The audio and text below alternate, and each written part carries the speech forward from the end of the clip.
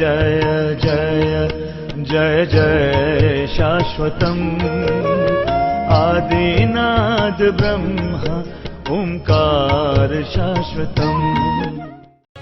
हे सप्तऋषियों, आपकी दृष्टि में काम को अभी मारा है क्या? अभी तक भोलेनाथ काम युक्त थे, अभी तक शिवजी कामग्रस्त थे आपकी दृष्टि में। तुमरे जान काम अब जा रहा, अब लगी शंभु रहे सविकारा। अभी तक वो विकार युक्त थे। हमरे जान सदा शिव जोगी, हमारी दृष्टि में तो हमेशा से वो योगी है। अज अनबद्ध अकाम अभोगी, वो अज है। अज मतलब अजन्मा, जो कभी जन्म नहीं लेता और मरता नहीं। अनबद्ध जो बंधन मुक्त है हमेशा के लिए, और वो सब भोग के बाद भी अभोगी है। ऐसी बातें पार्वती जी की सुनी। फिर सप्तऋषियों ने कहा कि वो विवाह के लिए तैयार है, आपके पिता आए लेने तो आप चलिए। गए, लेकर विवाह की तैयारी हुई। इतनी जबरदस्त तैयारी हुई कि पूरे हिमालय में, आज का हिमाचल है तो हमारी सीमाएं हैं आज के हिमाचल की, लेकिन उस समय कैलाश पर्वत से लेके इसके बाद के जितने हिम प्रदेश थे, जहां भी पहाड़ थे, वो सब हिमाचल ही था। तो हिमाचल के घर घर में मंडप बनाए गए, माड़ो। पहले लोग विवाह तो करते थे, लेकिन उसमें मनोरंजन भी करते थे। उस मनोरंजन में तकरार भी होती थी कि सजावट ऐसी हो कि भ्रम में पड़ जाए कि दुल्हन का घर कौन सा है। ऐसी ऐसी कहानियां सुनने को मिलती कि बारात ऐसा जाए कि इतने दूल्हे एक ड्रेस में जाए कि पकड़ो कि दूल्हा कौन है।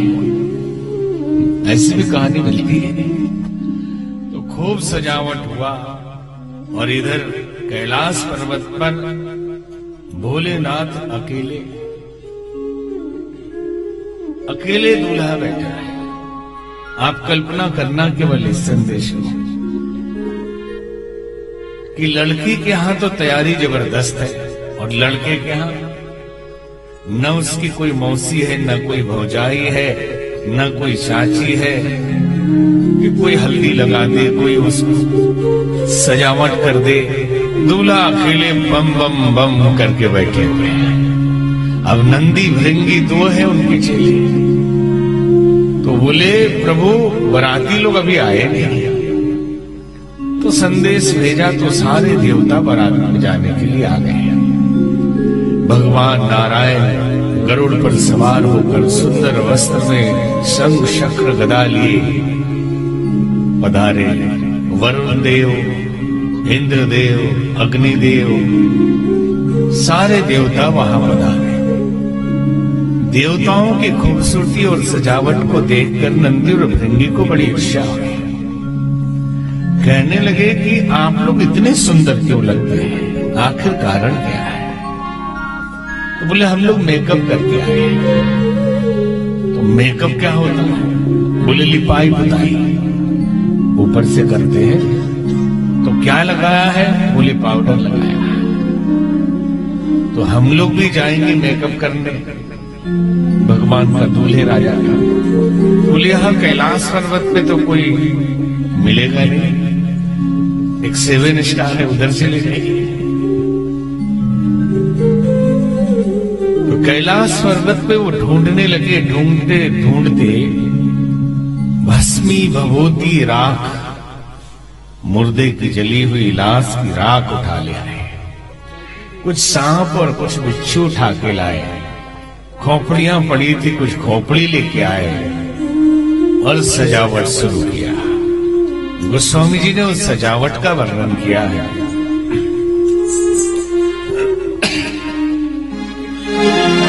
शिव ही शंभु गण करहि श्रृंगार,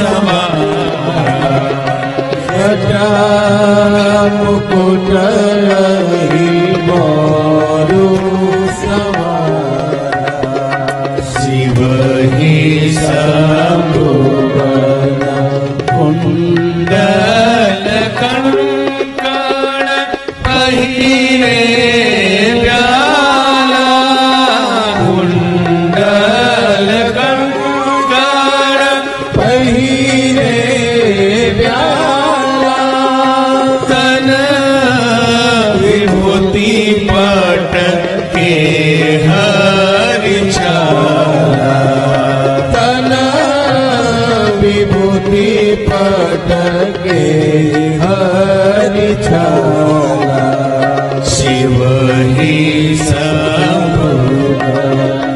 शशि ललाट सुंदर सिर गंगा शशि ललाट सुंदर शीर गंगा नयन तीन उपप्रीत भुजंगा नयन तीन उपप्रीत भुजंगा शिव ही शंभुवन गरल कंठोर नरसिंह माला गरल कंठोर नरसिंह माला असीम वेश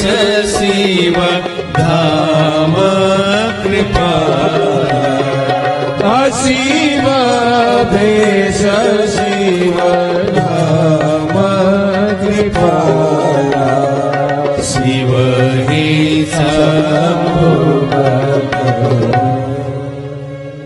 शिव ही शंभुगण करहि श्रृंगारा जटा मुकुट अहिमौर सवारा। शिव जी के गणों ने उनका श्रृंगार शुरू किया। जटा बहुत बड़ी थी, बड़ी बड़ी लंबी जटाएं थी, समेट के मुकुट बना दिया। सुना था कि दूल्हे लोग मुकुट पहनते हैं, तो जटा को बांध के बोल दिया, उठ गया ये मुकुट। और दूल्हे को मोर भी ऊपर पहनाते हैं, तो एक सांप बिठा दिया। जटा मुकुट अहि मोर सवारा, अहि मतलब सर्व, सांप का मोर ऊपर रख दिया। कुंडन कनकल पहिरे ब्याला, बिच्छू कान लगाए, शाम पहना दिया और खोपड़ियों की माला पहना दी। शरीर में भस्मी भभूति लगा दी, पाउडर। जो सुंदर थे, गोरे थे, वो भी विचित्र दिखने लगे, भूतनाथ।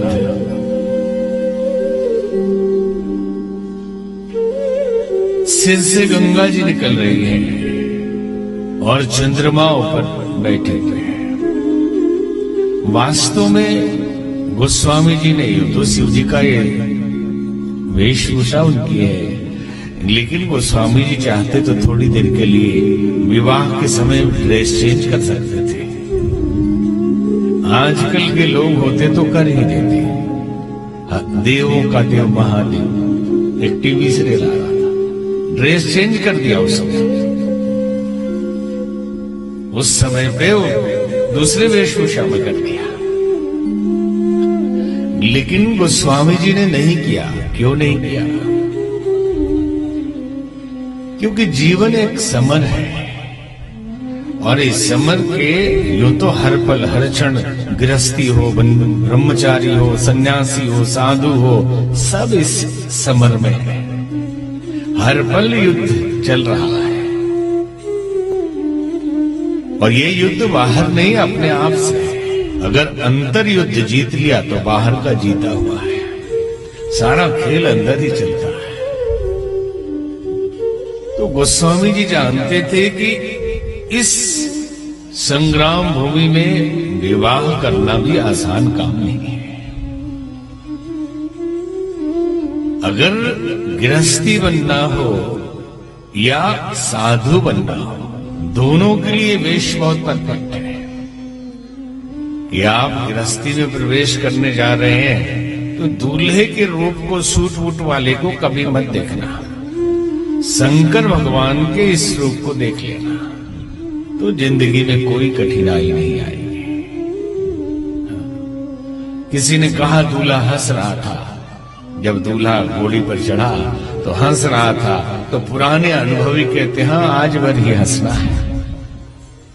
जिंदगी भर तो पता नहीं क्यों कहा उन्होंने, उनका अपना अनुभव बोल रहा था कि जिंदगी भर तो फिर अब क्या जिंदगी भर मालूम नहीं।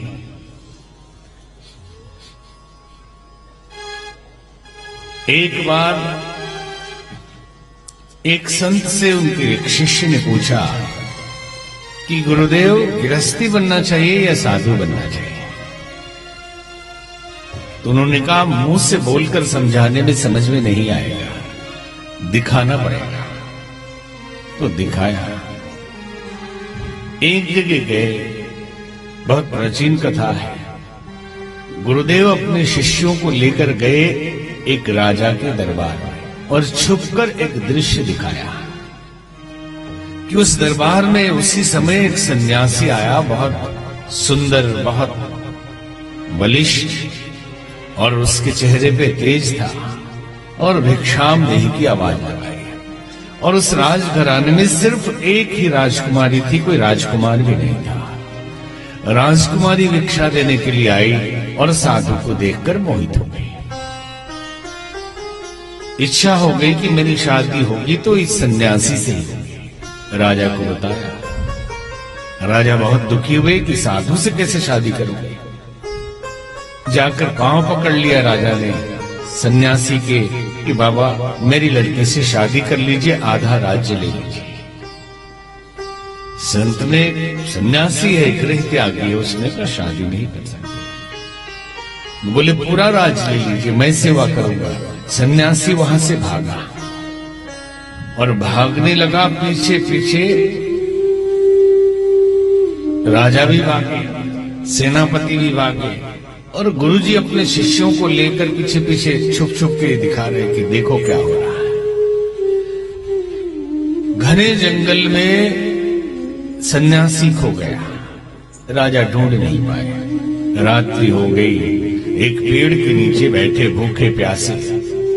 तभी पेड़ पे कुछ चिड़िया रहती थी, उन्होंने कुछ तिनके इकट्ठा किए और वहां ऊपर से डाल दिया और आपस में विचार करती हैं कि हमारे घर आज अतिथि आए हैं और अतिथि भूखे रहेंगे, हम क्या इनके लिए लाए?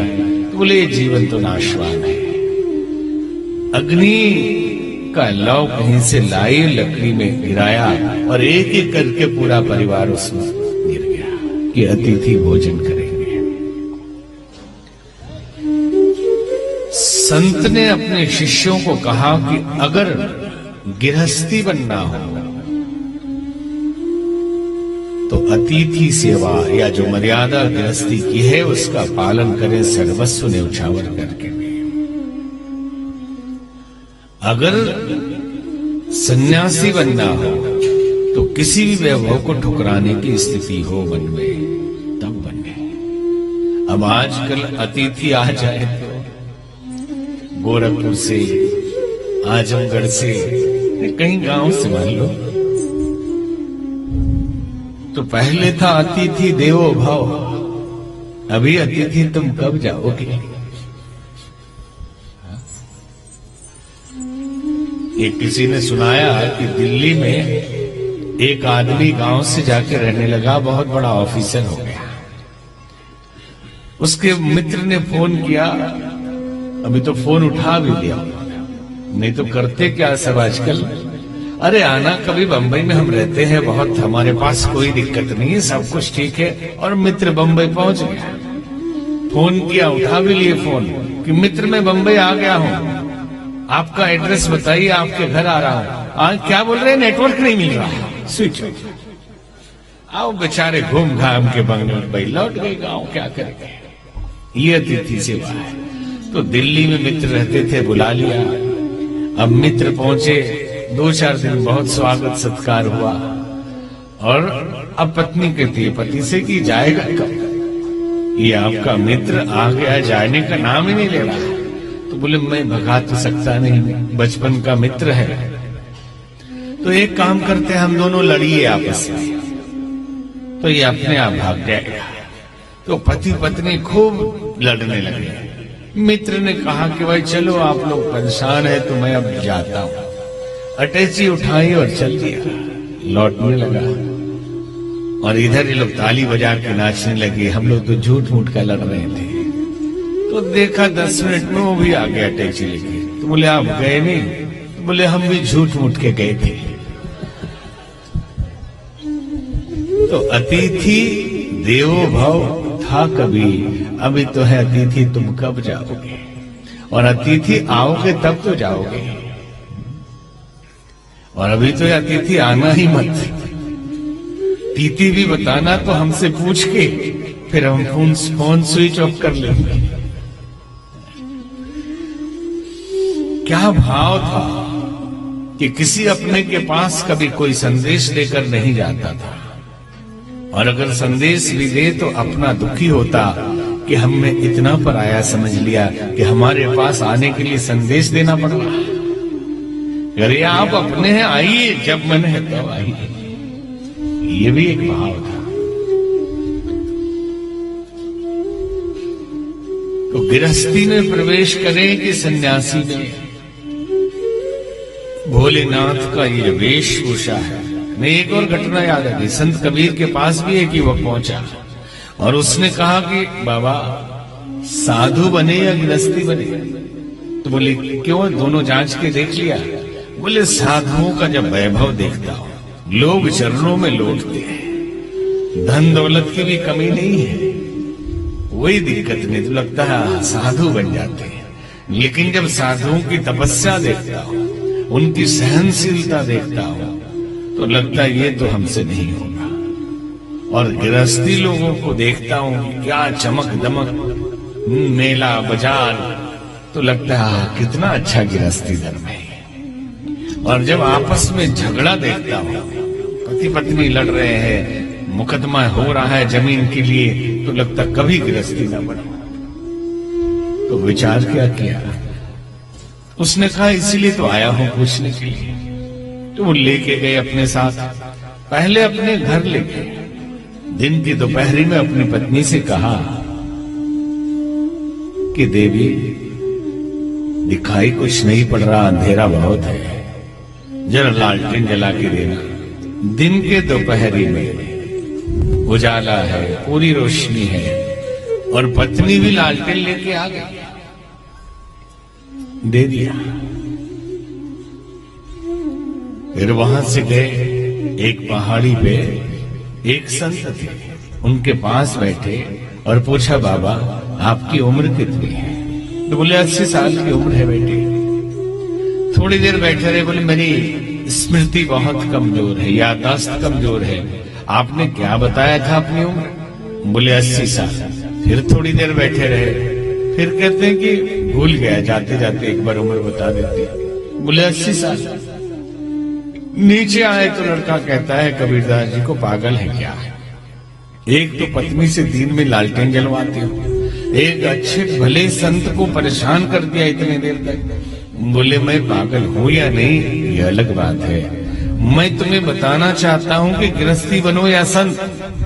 अगर गृहस्थी बनना है तो पति और पत्नी दोनों का एक दूसरे पे इतना विश्वास होना चाहिए कि दिन में भी लालटेन मांगे तो जला के दो, एक तरफा नहीं, दोनों को एक दूसरे पे।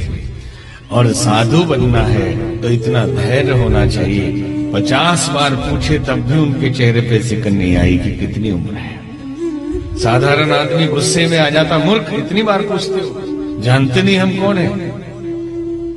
हमारा टेलीविजन में प्रवचन आता है, ऐसे भी हो जाएंगे कि जानते नहीं हम कौन है। अरे हैं कौन है?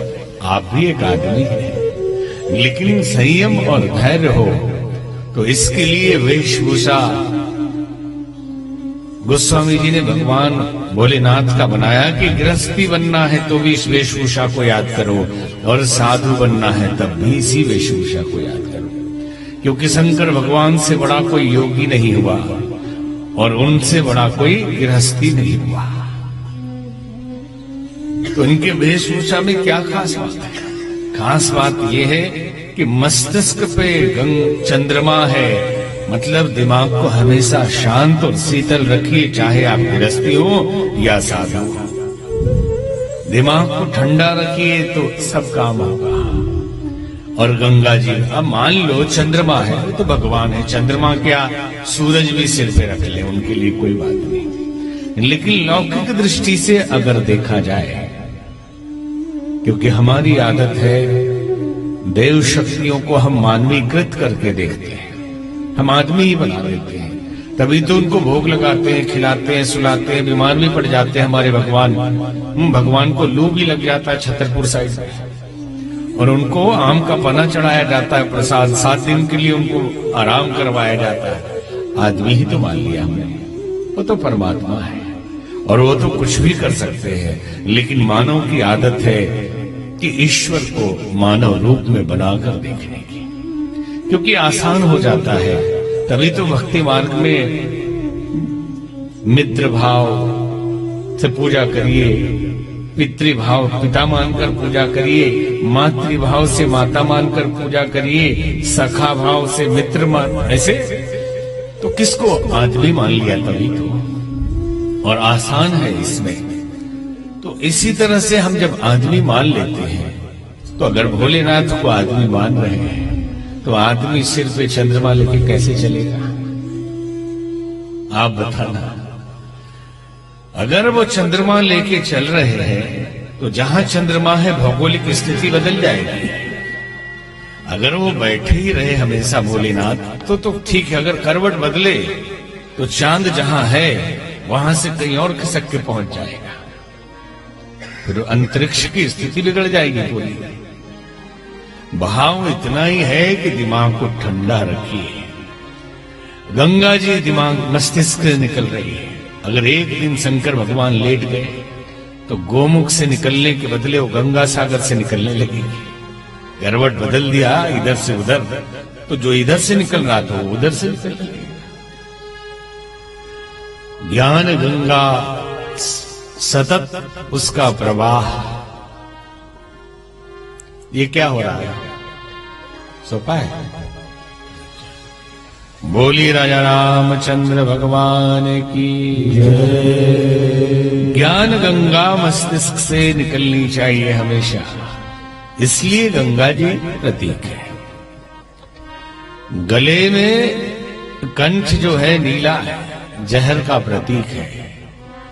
इसका भी दर्शन ये है कि जहां अमृत और विष बांटा जा रहा हो, वहां स्वयं विष लेकर दूसरों को जो अमृत बांट दे वही शिव है या वही शिव भक्त है। तो क्या जहर पी ले? नहीं, जहर नहीं पीना है। तो क्या करना? अपने लिए कठोरता और दूसरों के लिए उदारता, यही जहर पीना है। कि जहां सुविधाएं हो, पहले हम दूसरों को सहयोग करें और फिर कर ले, तो इसे ही कहा जाता है कि दूसरों के लिए हम जहर पी रहे हैं। और इन जहर पीने वालों में सबसे ज्यादा जहर पीने वाला कोई है, बता सकते हैं वो कौन है? इस धरती पे आदमियों में कोई है जहर पीने वाला? नहीं है पीने वाला। ये बालिका बोल रही नहीं है। हमने तो एक मैसेज देखा कि एक इंटरव्यू हो रहा था। इंटरव्यू देने जो पार्टिसिपेंट्स गए थे, बड़ी नौकरी, सब पढ़े लिखे आए थे, एमबीए करके, कोई बड़ी बड़ी इंजीनियरिंग करके, कुछ पीएचडी करके, नौकरी की तलाश में इंटरव्यू हो रहा था नौकरी के लिए। तो पूछा क्या करना पड़ेगा? 24 घंटे काम करना पड़ेगा। अच्छा, फिर छुट्टी कितनी मिलेगी? एक दिन भी छुट्टी नहीं मिलेगी, 7 दिन। आजकल एक नई परंपरा आ गई, 24/7। जिसके मुंह से सुनिए 24/7 काम करते हैं। अरे है क्या भाई? अरे 24 कैसे काम करोगे? सोओगे भी तो कभी। आप बोल सकते हैं 12/7, 12 घंटे से ज्यादा कौन काम करता है? लेकिन आदत हो गई, 24/7 काम करते हैं। तो इंटरव्यू में पूछा कि हफ्ते भर काम करना पड़ेगा, छुट्टी नहीं। बोले छुट्टी कोई नहीं। तो खाना बना हुआ मिलेगा? बोले नहीं, भोजन भी आपको अपने से बनाना पड़ेगा, भोजन आपको नहीं मिलेगा। तो बीमार हो जाए तो छुट्टी होगी नहीं, उस दिन हो सकता काम ज्यादा हो, और छुट्टी के दिनों में तो काम कम होगा कुछ। बोले नहीं, उस दिन काम और बढ़ जाएगा। तो भोजन जो मिलेगा वो पकाएंगे हम, तो हाँ आप ही पकाएंगे, तो पहले हम खा लेंगे, नहीं दूसरों को खिलाने के बाद खाने को मिलेगा। तो सैलरी कितनी होगी? इतना बड़ा काम कि हम छुट्टी के दिन में भी छुट्टी नहीं, 24 घंटे काम करना पड़ेगा और खाना भी पकाना पड़ेगा। तो इसमें सैलरी कितनी मिलेगी? तो कुछ नहीं मिलेगी। तो जितने आए थे उसमें प्रतिभागी, उन्होंने कहा पागल ही कोई होगा जो ये काम करेगा, कोई नहीं कर सकता इस सृष्टि में ऐसा काम। कर सकता है? आप लोग बोलना हाँ या ना, कर सकता है? नहीं आप नहीं, इधर से हाँ सही पकड़ा, सही पकड़े। मां है जो ये काम करती है, हर घर की मां। आप में से कितनी मां बैठी है? मां ये काम करती है कि 24 घंटे बच्चे के लिए, पति के लिए, घर वालों के लिए खाना भी पकाना है। 24 घंटे की ड्यूटी। कभी भी कोई जगा देगा कि भूख लगी थोड़ा और बना के खिला दो, कि अभी हमें सिर दर्द हो रहा थोड़ा दवाई मंगवा दो। मां 24 घंटे काम करती है। छुट्टी के दिन में मेहमान आ गए तो और भी करती है, बीमार पड़ जाए फिर भी करती है, और सैलरी कुछ नहीं लेती है, कोई सैलरी नहीं। तो इससे बड़ा जहर पीने वाला कोई है? अपने लिए कठोरता और दूसरों के लिए उदारता, गृहस्थी का ये पहला रूल है। कंठ में जहर पीने का मतलब, और साधुओं के लिए भी ये रूल है कि जितना सह ले, जितना जहर पी ले।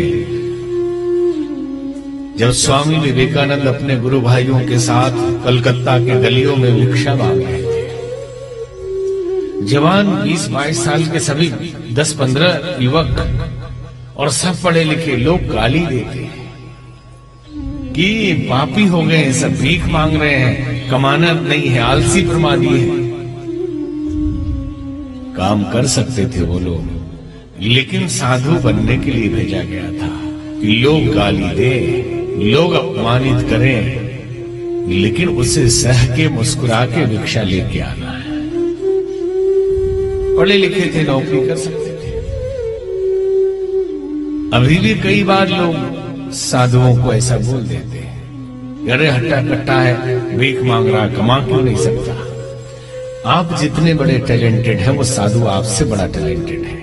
आप अपने टैलेंट को सिर्फ सीमित दायरे में यूज करते हैं, अपने परिवार के लिए, अपने बच्चों के लिए, अपने रिश्तेदारों के लिए, और वो साधु अपना टैलेंट पूरे समाज के लिए यूज करता है।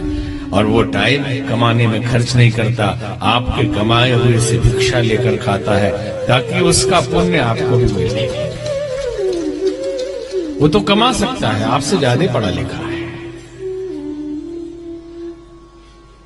इसलिए कहते हैं कि वृक्ष अपने लिए फल नहीं देता, नदी अपने लिए नहीं बहती है, और साधु अपने लिए नहीं जीते, दूसरों के लिए जीते हैं। कई लोग जब नाराज होते हैं ना, और कथा कहीं हो, पत्नी से नाराज हो जाए, तो आकर यही कहते हैं कि बाबा अब हमने सोच लिया, संकल्प ले लिया है, आपके साथ ही अब चले चलेंगे, अब बाबा बन ही जाना है, दिखा देंगे हम घर वालों। अरे ऐसे कोई बाबा बनता है कि गुस्सा है तो बाबा बन गए, गुस्सा शांत तो जो थे वो हिमालय में चले जाएंगे, वहां भी घर की याद आने लगेगी, तुरंत तुरंत बाबा बनते। ये राह नहीं है फूलों की, कांटे ही इस पर मिलते हैं। ये राह नहीं है फूलों की, कांटे ही इस पर मिलते हैं। ले दर्द जमाने का दिल में, बस हिम्मत वाले चलते हैं।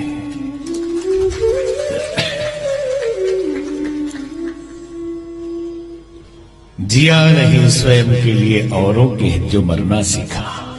जिया नहीं स्वयं के लिए औरों के हित जो मरना सीखा, दुखियारी पीड़ित मानवता देखकर जिसका अंतस चीखा, बना वही जग का पैगंबर, मंदिर का भगवान बन गया, गुरुद्वारे का ज्ञान ग्रंथ व गिरजाघर की शान बन गया। औरों के हित जो जीता है, औरों के हित जो मरता है, उसका हर आंसू रामायण प्रत्येक कर्म ही गीता है। तो विष कंठ में है, शरीर में भस्मी लगाई और खोपड़ी की माला पहना। ये दोनों, खोपड़ी की माला पहनना और भस्म लगाना, सिर्फ इसलिए है, डराने के लिए नहीं, जागने के लिए कि ये संसार नासवान है, एक दिन सबको भस्म हो जाना है। ये याद रहे तो गृहस्थी ठीक से होगी और साधना भी ठीक से होगी। फिर संसार की चीजों का उपयोग उपभोग तो हम करेंगे, परंतु उसमें लिप्त नहीं होंगे, उसमें आसक्त नहीं होंगे, उसमें आबद्ध नहीं होंगे। उपयोग करेंगे, सब कुछ चलायमान है, उपयोग कर लीजिए, उपयोग के लिए चीजें बनेंगी, लेकिन उसमें लिप्त ना हो जाइए, क्योंकि सब मिटने वाला है। ये दोनों के लिए, गृहस्थी हो या साधना, कि अहंकार मत करना, क्योंकि ये संसार टिकने वाला नहीं है। किस बात का अहंकार? छोटा सा तो कितने बड़े अरमान है तेरे, मिट्टी का तो सोने के सामान है तेरे। मिट्टी की काया मिट्टी में जिस दिन समाएगी, न सोना काम आएगा न चांदी आएगी। सज धज के एक दिन मौत की शहजादी आएगी।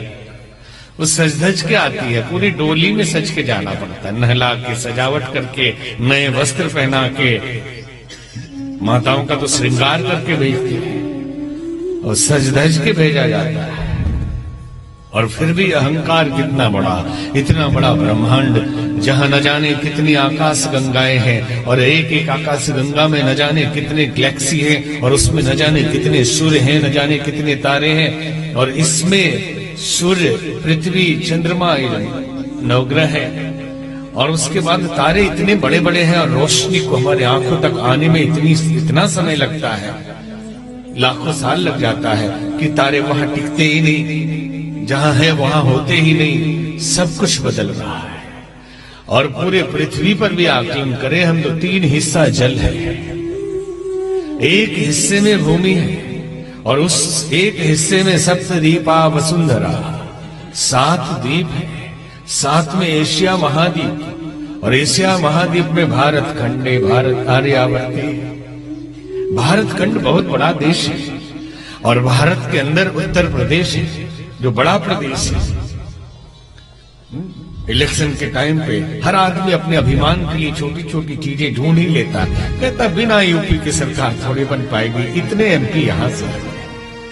अभिमान के लिए उपाय सबके पास है। अपने बड़ा प्रदेश है, उसमें भी राजधानी लखनऊ इतना बड़ा है, और लखनऊ में भी गोमती नगर भी बड़ा है, और गोमती नगर में नेहरू इनक्लेव, और नेहरू इनक्लेव भी बड़ा है। उसके कोने में ये छोटे से जगह पर ये भी कितना बड़ा है।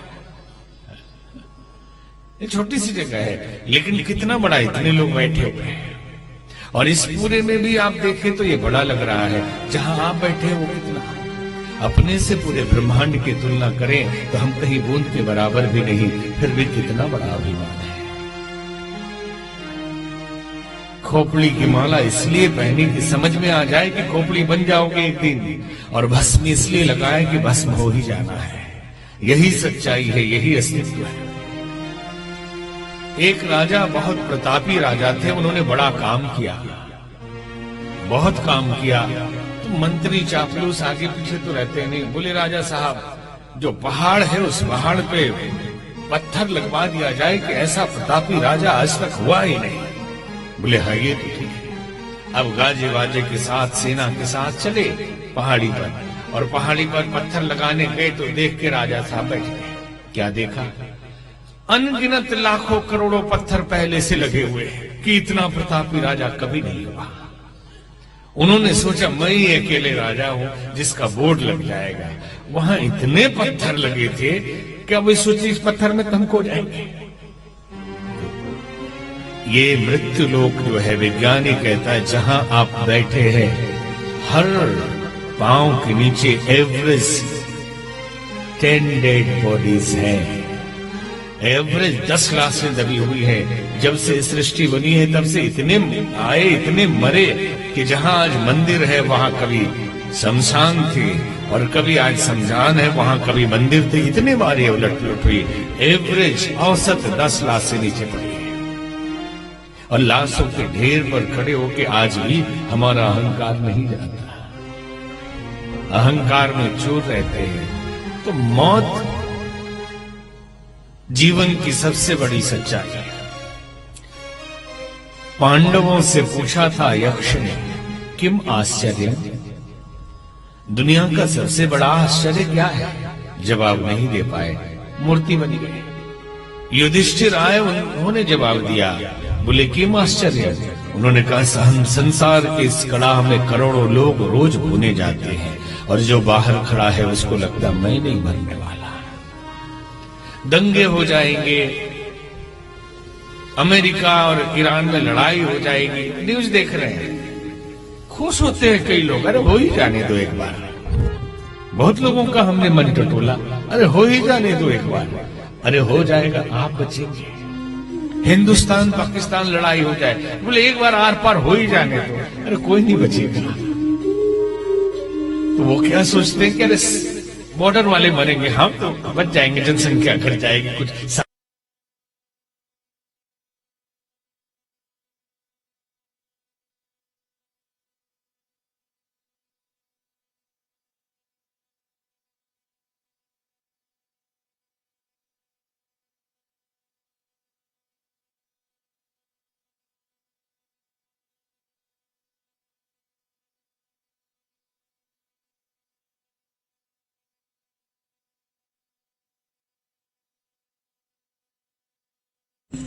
बोलिए राजा रामचंद्र भगवान की जय। तो ऐसा श्रृंगार किया, तो इसे याद रखना। अब इनके श्रृंगार को जब देवताओं ने देखा तो घबरा गए, क्योंकि आप कल्पना करें कि सुंदर गोरे चेहरे पे भी यदि भस्म लगा दिया जाए, हमारे संत लोग पूज्य हैं, नागा बाबा लोग जब भस्म लगाते हैं तो देखिए कैसे लगते हैं कुंभ के मेले में। तो अगर भस्म लगा दिया जाए तो ओरिजिनल चेहरा भी नहीं दिखेगा। तो शंकर भगवान का रूप जब देखा कि भूतनाथ बैठे हैं, तो न भगवान नारायण, भगवान वरुण देव आपस में इशारा किया कि बाबा बारात में हम लोग जाएंगे तो नाश्ते पे भी आफत आ जाएगी, कि ऐसा भयंकर दूल्हा। आजकल तो नाश्ते के तो सवाल ही नहीं है, लड़के लड़की वाले एक जगह इकट्ठा हुए, एक हॉल में सब हो गया एक ही साथ। पहले के जमाने में विवाह जब होता था तो बारात जाती थी। गांव से जहां बारात टिकना है उसके 1 किलोमीटर पहले किसी प्राइमरी स्कूल पर, मिडिल स्कूल पर सब चापाकल चढ़ा के मुंह हाथ धोए साबुन उबुन से, पाउडर उडर लगा के फिट होके तब वहां से नया कपड़ा पहन के चलते थे। और जब वहां से चले तो दरवाजे पे बारात जाना है तो गांव के गणमान्य व्यक्ति 150 आते थे, उनको बीच में मिलान होता था और फिर मिल के साथ में ले जाते थे। और फिर इधर द्वार पूजन होता था, बाकी लोग बाराती नाश्ता पर टूटते थे। फिर लौट के आए तो उनके जहां ठहरे हैं वहां नाच वगैरह चालू होता था। तो ये लोग देवता तो पुराने जमाने के हैं ना, तो यही सोच रहे हैं कि बारात जाएंगे हम लोग, द्वार पूजन इनका शुरू हो जाएगा, हम लोग को नाश्ता भी कोई नहीं देगा अगर देख बार इनको देख लिया ये दूल्हे राजा। तो धीरे से इशारा किया और सारे देवता लौट गए। अपने अपने वाहन से बोला कि प्रभु भोलेनाथ महादेव आप आइए अपने बैल से, तब तक हम लोग आगे बढ़ते हैं, लंबा रास्ता है। तो गरुड़ पर नारायण भगवान, पुष्पक विमान पर कुबेर, ऐसे सब अपने अपने वाहन से चले। शंकर भगवान मुस्कुराने लगे कि ये क्या हुआ, सारे बाराती गायब, हम अकेले बैठे, जाएंगे कैसे? तो नंदी ने पूछा कि प्रभु क्या किया जाए? बोले अपने जितने मित्र हैं उनको बुलाइए। बोले कहा? बोले मेरी एक खबर, जितने भूत प्रेत हमारे हैं सबको बुलाइए। अब उन्होंने सूक्ष्म प्रेरणा दी। America, England, France, Germany, Denmark, जितने देश में गिन सकते हैं आप, अफ्रीका से लेके South Africa, Kenya, Tanzania, Malawi, Swaziland, Botswana, Niger, Nigeria, Mauritius, Madagascar से लेके इधर चाइना, जापान, हॉलैंड, पोलैंड, जितना है इंडोनेशिया, श्रीलंका तक, सब जगह खबर फैली और शमशान फटने लगे, धरती फटने लगी और सब भूत प्रेत निकलने लगे और सब कैलाश पर्वत पे पहुंचे। और जब आए तो स्वामी ने वर्णन किया कि जो नए बराती आए हैं ये कैसे? को मुखहीन विपुल मुख काहू,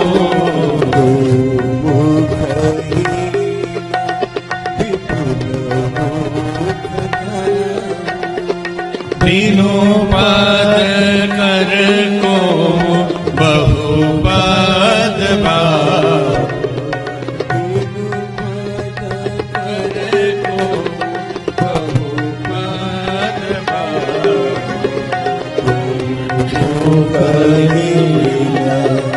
विपुल नयन को नयन विहीना, विपुल नयन को नयन विहीना, हृष्ट पुष्ट को अतिदन कीना, हृष्ट पुष्ट को अतिदन कीना, को मुखहीना।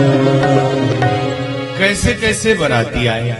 को मुखहीन विपुल मुख काहू।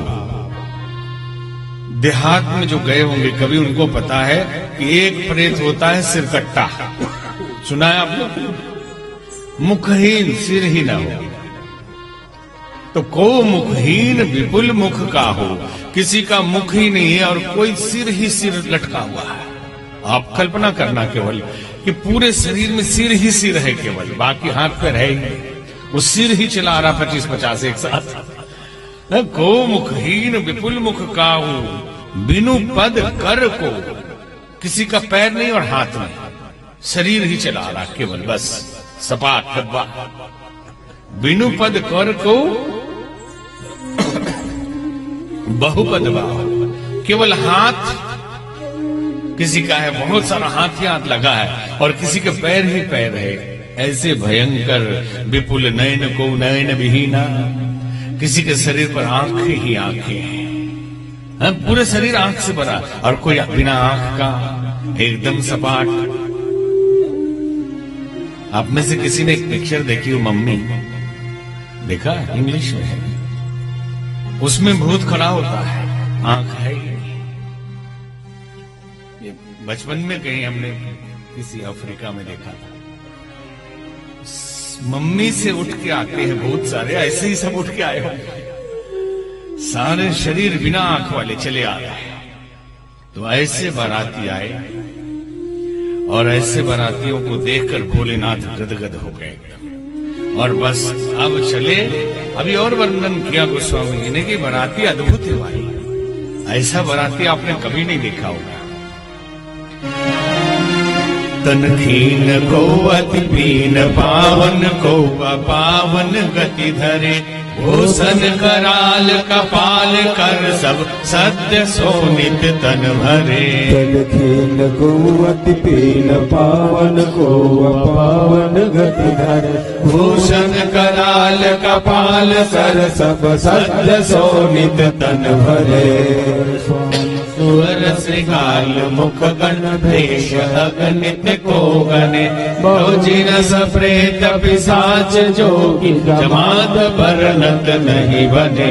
पर स्वान सुअर श्रृंगाल मुख गण भेष अगणित को गण, बहुजिन प्रेत पिशाच जोगी जमात बरनत नहीं बने, जमात बरनत नहीं बने। जमात बरनत नहीं बने। तनखीन को अति पीन पावन को अपावन गति घरे। कोई एकदम पतला पेप्सी के स्ट्रो की तरह, और कोई भयंकर, कोई पूरा धूल मिट्टी गंदगी लगाए, कोई पवित्र है, कोई पावन अपावन, सब अलग अलग है। खर स्वान स्वर श्रृंगाल मुखगण वेश अगणित को गणे। जितने भूत आए, किसी का मूसियार का है, किसी का शेर का है, किसी का कुत्ते का है, एक से एक डिजाइन के, बहुत जिनस प्रेत पिशाच जो की जमात बरनत नहीं बने। बहुत प्रकार के डाकिन साकिन चुड़ैल प्रेत जिन्न ये सब आ गए अब बारात जाने के लिए। ये देख के दूल्हे राजा नाचने लगे।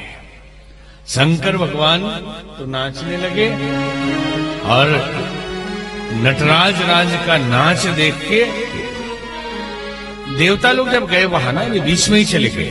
पहले ही जब वहां गए तो इतने सुंदर सुंदर बाराती देख के जो उधर के लड़की पक्ष के थे आनंदित हो गए। आहा, जिनकी रचना इतनी सुंदर वो कितना सुंदर होगा। बाराती इतने सुंदर है तो दूल्हा कितना सुंदर होगा। और खिलाया पिलाया को। अब उधर की आवाज जब आई उनको, देवताओं को, तो दौड़ के आगे देखने की उनका क्या हुआ।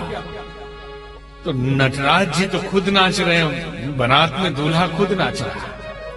पहले के जमाने में बीच में लोग कहते थे कि नहीं नहीं, दूल्हा को बड़ा संयमित रहना चाहिए, शांत रहना चाहिए। कितना भी बदमाश दूल्हा हो तो मुंह समेटे बैठा रहता, और हंसता भी तो कैसे हंसता, दूल्हा हंसता अंग्रेज की तरह। अंग्रेज कितना, अमेरिकन नहीं, अंग्रेज।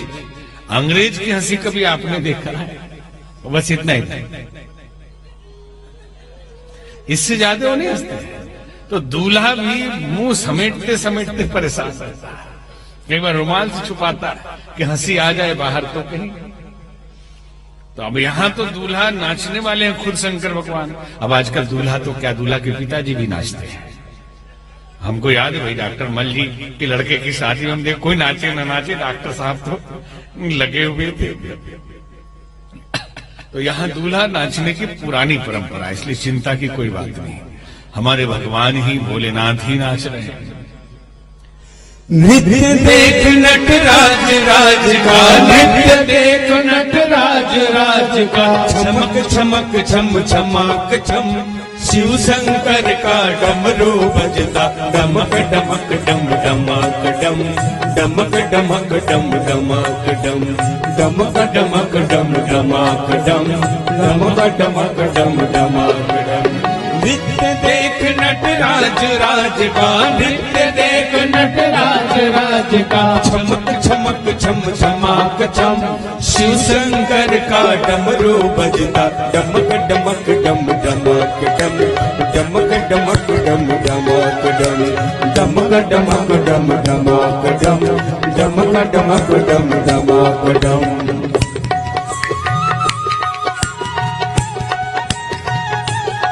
हरि बोल।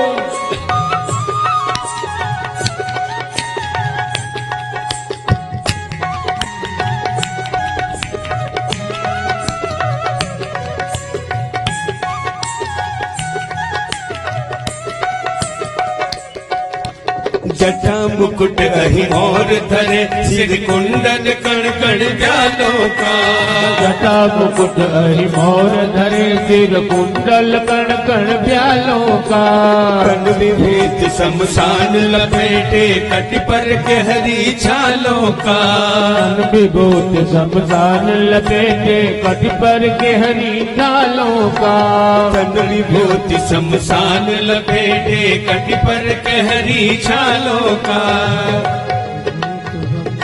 लपेटे कटि पर के हरी छालों का, शशि ललाट और गंगधार उपवीत भुजंग करालों का, शशि ललाट और गंगधार उपवीत भुजंग करालों का, गगन कंठ और हार बड़ा शोभित नर मुंड कपालों का, गरल कंठ और हार पड़ा शोभित नर मुंड कपालों का, आक धतूरा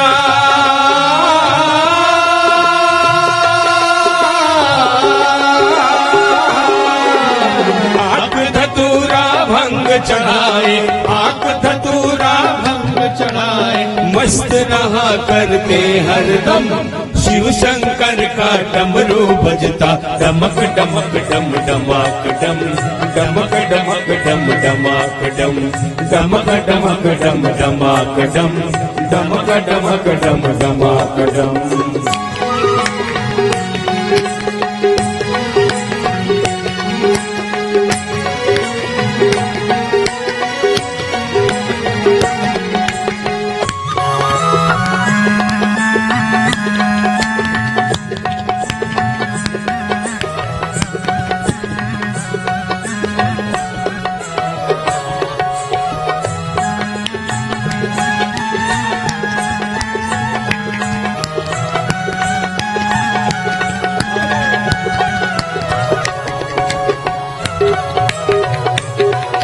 बोल बम।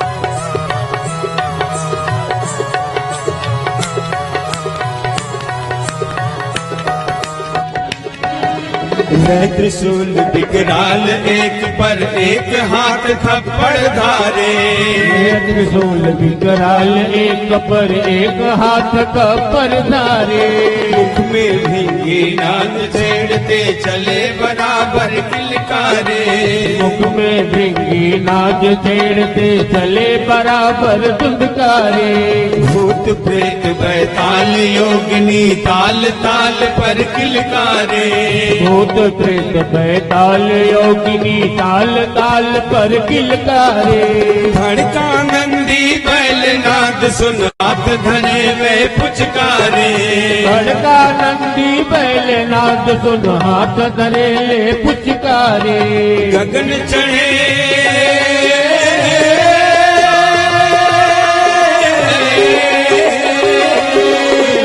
गगन चढ़े निरखे तैतीसो, गगन चढ़े निरखे तैतीसो, कोटि बोलते बम बम बम, शिव शंकर का डमरू बजता डमक डमक डम डमाक डम, डमक डमक डम डमाक डम, डमक डमक डम डमाक डम, डमक डमक डम डमाक डम।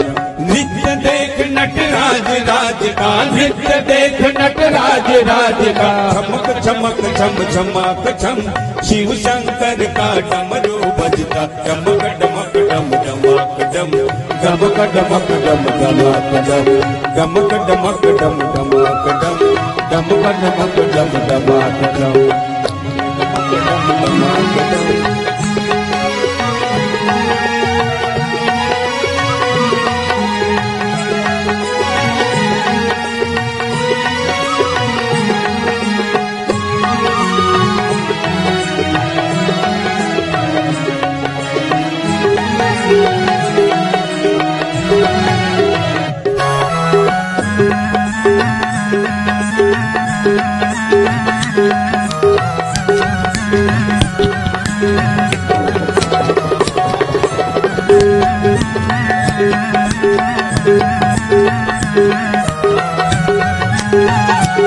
सभी देवता आसमान में ही नाच रहे हैं।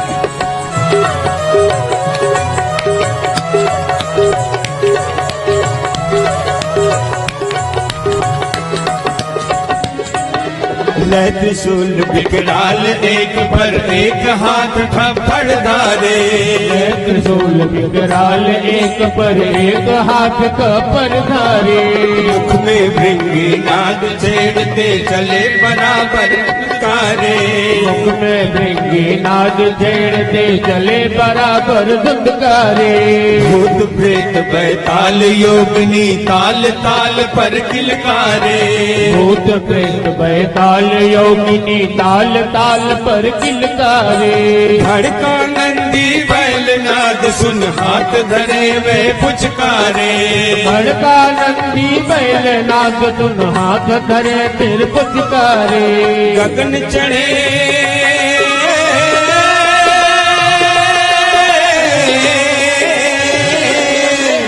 गगन चढ़े निरखे निरखे तैतीसो गगन चढ़े निरखे 33 कोटि बोलते बम बम बम शिव शंकर का डमरू बजता डमक डमक डम डमक डम डमक डमक डम डमक डम डमक डमक डम डमक डम डमक डमक डम डमक डम डमक डमक डम डमक डम डमक डमक डम डमक डम डमक डमक डम डमक डम डमक डमक डम डमक डम डमक डमक डम डमक